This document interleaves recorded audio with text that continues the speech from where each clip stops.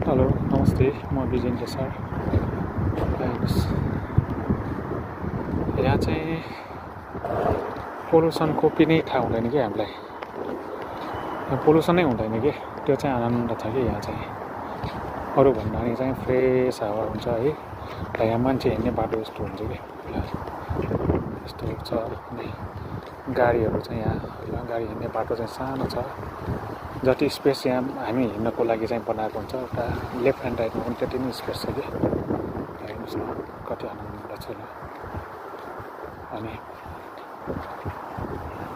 जनतालाई सुविधा दिनु भने यस्तो हो कि अनि पोल्युसन भएन भने मान्छे बिरामी हुँदैन कि हटपट्टि मेन पोल्युसनले हुने हो नि बिरामी त होइन र हेर्नुहोस् कति आनन्द छ कति सफा छ पिसफुल छ कि मेन पिस चाहिने त हो नि होइन पोल्युसन भएन भने त आनन्दै भयो नि